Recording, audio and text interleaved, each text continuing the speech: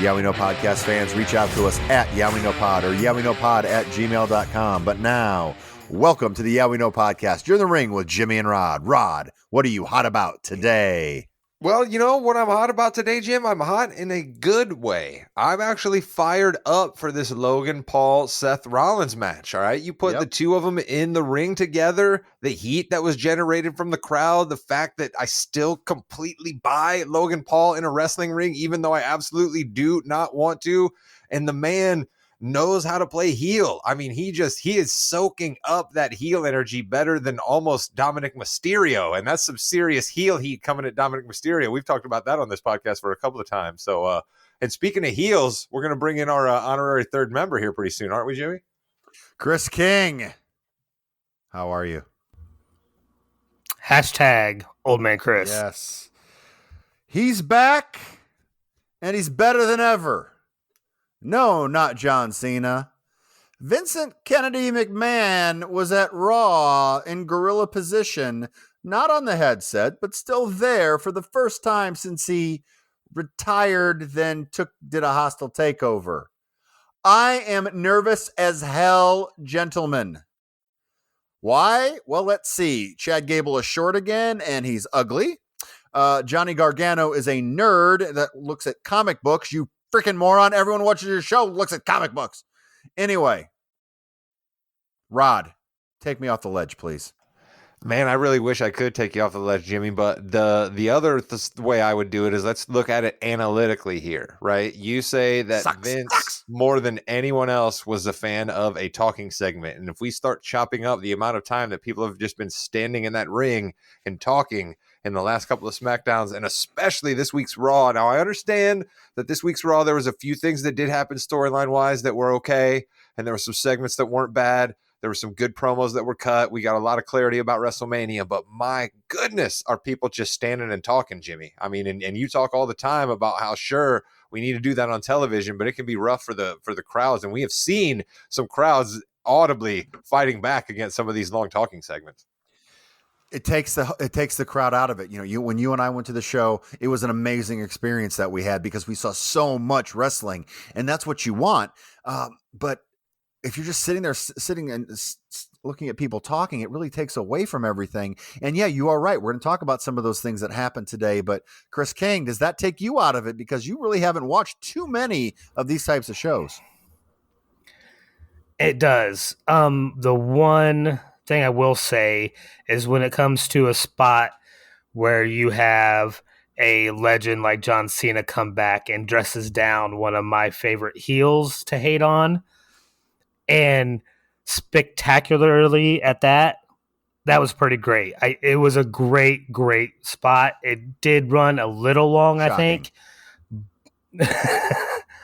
But other than that, besides that one, yes, just way too much just standing around bored. I start looking at my phone. I start doing something else. It doesn't keep my attention. Okay. And we're saying this on, like Rod said, a lot of big things happen. Let's just start with the John Cena. John Cena's back. It was in Boston. People love John Cena everywhere, especially in Boston. They hate Austin Theory with a passion. John Cena destroys Austin Theory on the mic. Very, very passionate. Very long, as we said, segment, but really did take Austin Theory down a few notches, which of course means he's going to beat him at WrestleMania. Theory will beat Cena at WrestleMania to kind of give him that boost because they want him to go to the next level. Rod, are you buying this matchup at WrestleMania? Is this the match you want to see now? No, still no. But I again, I'm going to say I always love seeing John Cena in the ring. And Jimmy, I've often thought that you and I should think about doing a promo of the week, right? Giving somebody an award for promo of the week. And John Cena would certainly get it this week for his cut on Austin Theory. Now, what I would also say is this is a 20-year veteran who's cut, literally millions of promos. So I would hope he'd be able to cut a pretty good one that way, right? But Jim, what do we always talk about? A little bit of realism is what makes for a good wrestling promo and a good wrestling character, right? So the fact that what Cena was saying, sure, he was saying it in his John Cena character way, but he was speaking damn truth about all of it, right? Every single person sitting at home and sitting in that crowd thinks all of those things about Austin Theory, and Austin probably thinks about himself just like John Cena said, so it was absolutely brilliant. So I bought the storyline, and I was like, kudos to you guys for actually making this somewhat seem relevant. But no, I still don't want to see Austin Theory fight John Cena. Chris King, Theory brought out the big bald spot, and Cena's like, that doesn't mean anything. You still suck. I thought that was kind of a pretty good exchange there as well. Do you care about Austin Theory as someone new to the WWE universe? I don't like him, so I guess I care for him enough to not like him. I do like to root against him, and as a heel, that's what you want in that character, right? Mm-hmm. Cena really laid into him. He just a pair of trunks away from a jabroni. Like, it was some great stuff. I mean, past that, I know. I don't like him holding the belt because I don't like him. I'd rather have see somebody like Gargano hold that belt. Well, I don't think Gargano. Look at you just throwing catnip out at Jimmy, saying Gargano should hold the U.S. title belt. So Gargano got a huge win on Raw over Finn Balor, but that gets him a match at NXT Stand and Deliver, whatever the NXT show is over WrestleMania against Grayson Waller. We found that out as we're recording. Johnny Gargano will be at NXT's a huge event over WrestleMania, not at WrestleMania, which does kind of stink, but it's a good win for him. Although Edge just destroys Gargano again. It's like, hey, I got a win I shouldn't have, and you definitely got a win you shouldn't have. All due respect. Here's the thing, gentlemen. Whenever you hear the phrase "with all due respect," the next thing that comes out of anyone's mouth who says that, anybody, is disrespecting the person that they're talking about. I'm sorry. It's ridiculous.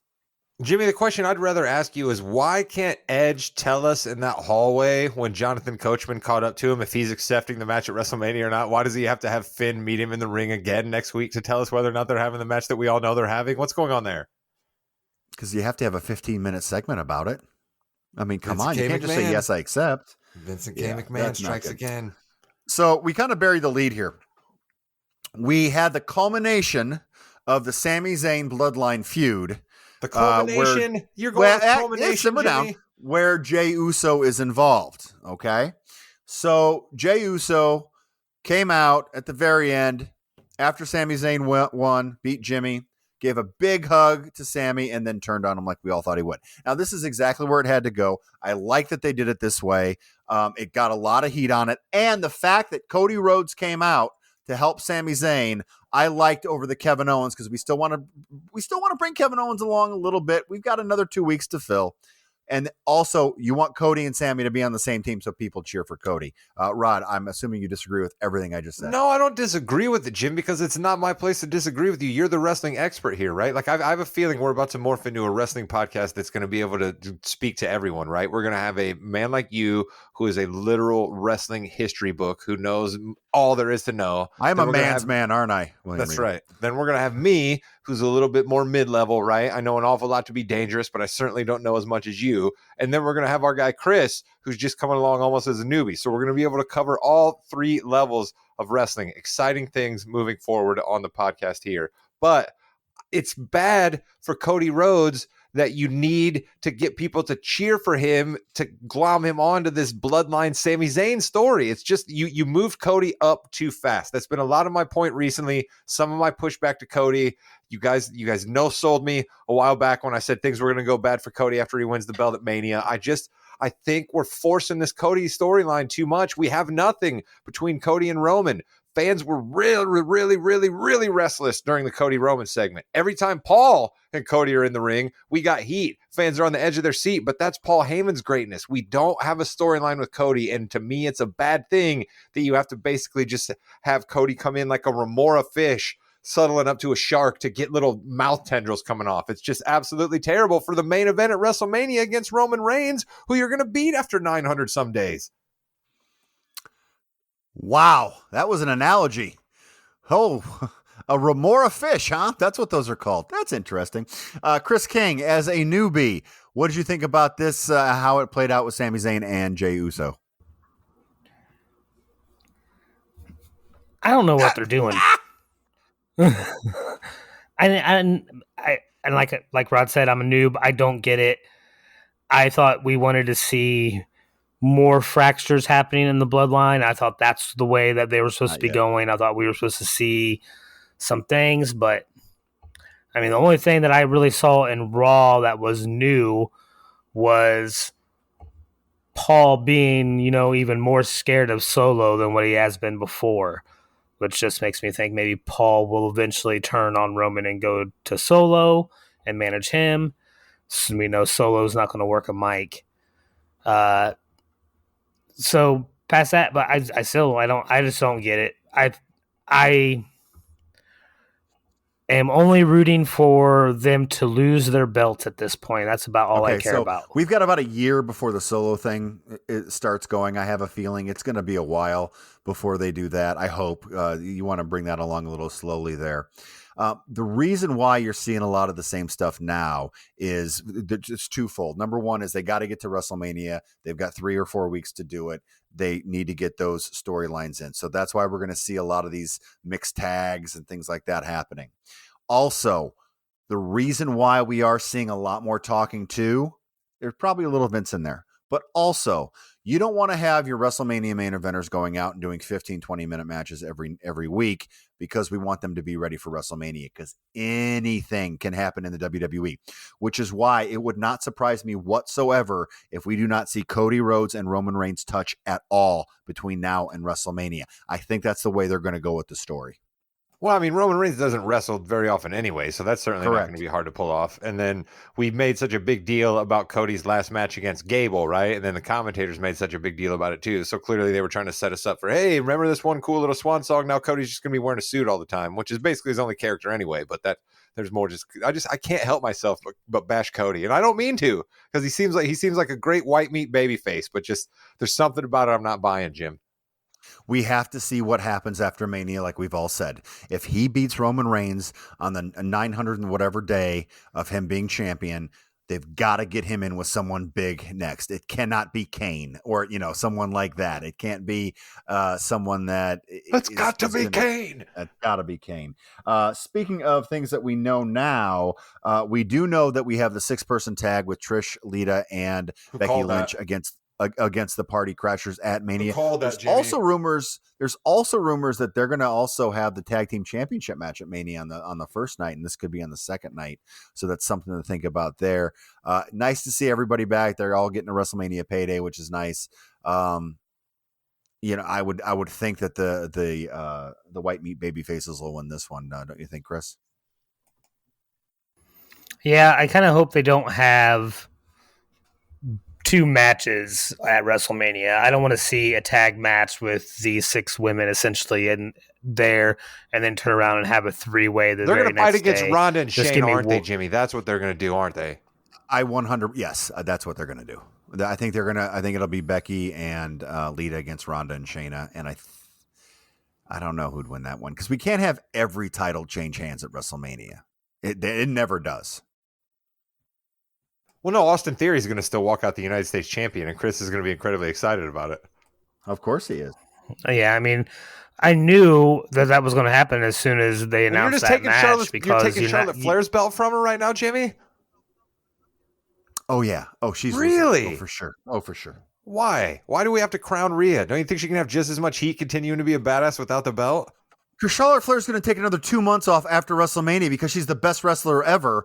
And listen, I'm good on her. I'm sorry. I'm good. Whoa. She's going to take another 2 months off and she's not going to be back. And it's kind of annoying right now. She just needs to wrestle more. Okay. I'm sorry. Look at you.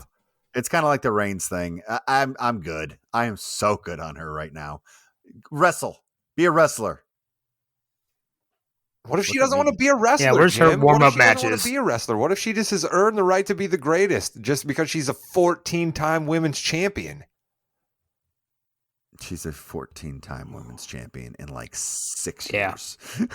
Okay. You know why she loses it all the time? Because she leaves all the time. That's why. Why are you 14 times shaming her, Jim? Why are you 14 times shaming her? That's not cool. Hey, she lost 13 times. Remember that.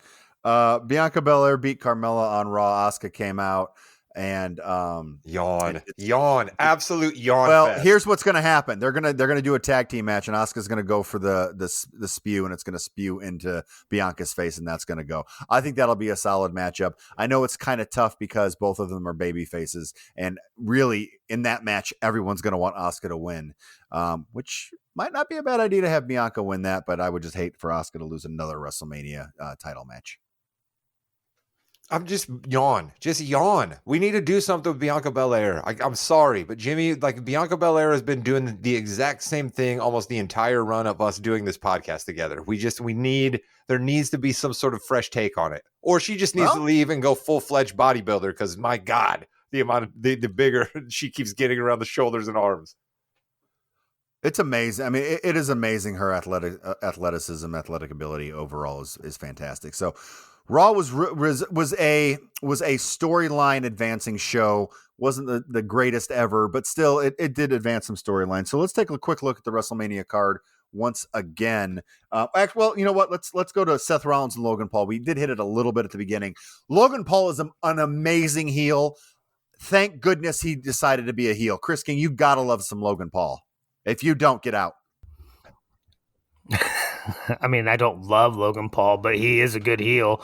But with no belt on the line, that means Rollins is going to take the fall at WrestleMania. What? I could see it either way. Honestly, this one I could see either way because Logan Paul winning with Jake coming in and punching Rollins or something like that. I could see that very easily happening to get more heat.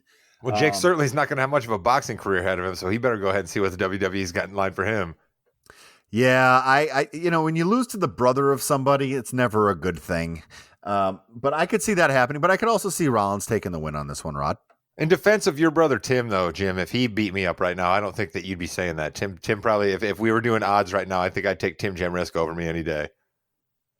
I think he's got a little bit of the poundage on you, but not too much. I don't know. It could be you're squirrely though. I don't know. It could be a fight. Rod's got the reach. Tim's pretty tall as well. Tim's actually pretty tall, but that'd be kind of a fun little matchup there. Rhodes and Reigns is going to be your main event. It's going to close the show. I think they're going to have an excellent match. And we know what the match of WrestleMania is going to be now, though, Jimmy. What is that match going to be, Rod? Sheamus, Gunther, Drew. That's going to be an absolute friggin' banger, man. And I love how they're setting that up. Because I called that to the Mrs. Morgan, when Drew McIntyre came out to the ring and said, I'm like, here comes Sheamus. And then Sheamus comes out and is mad at him. Now, I don't have any idea why the New Day needed to come out and then why Karrion Kross needed to come out. I have no idea why that segment had to devolve into that. But because they need to have a match. Yeah. But the fact that they were, that Sheamus and Drew were calling each other out, that's going to be a great matchup. Because give those guys 40 minutes and let's have them just absolutely pound the crap out of each other. That is a perfect day one WrestleMania opening match because people will go apeshit for it. It'll be a terrific matchup there. Chris King, we're going to get to see Ray versus Dominic at WrestleMania. Ray is going to snap in the next couple of weeks. Are you at all excited to see that match? And if not, would you be more excited if it was a hair versus mask match, which I think that's where they're going? Ooh, a hair versus mask? Yes. That would be fun. That would be funny. Yeah, I'm excited because they've done the best thing they ever could with Dominic Mysterio. He was somebody I cared nothing about, didn't understand why he was even in the WWE when I first got back into it. And they have turned him into a person I hate who gets multiple chants at him every time without even him being in the ring. They will chant at him. That's some incredible heat. So who wouldn't want to see his dad beat the crap out of him? Oh, yeah, I forgot. Brock Lesnar and Omos are going to have a 2.5 minute match where Brock Lesnar gives an F5 to Omos and gets the pin. So Jimmy, can I ask you a secondary question off of Rey Mysterio v. Sure. Dominic Mysterio? Yeah. Has Vincent Kennedy McMahon ended Legado del Fantasma? Because we've not seen any of the other crew roll out. We've just seen the one guy, and he seems to be basically just be Rey Mysterio's errand boy at the moment. Yeah, so I don't know what's going on with that because they actually had a lot. That guy's a good wrestler, though. Yeah, he's good. I don't know. I don't know on that. We'll see. Maybe they just don't have enough time right now on TV, and they want to focus on the other aspects. Well, we have to have all that time for Maximum Male Models over on Raw. I mean, my goodness.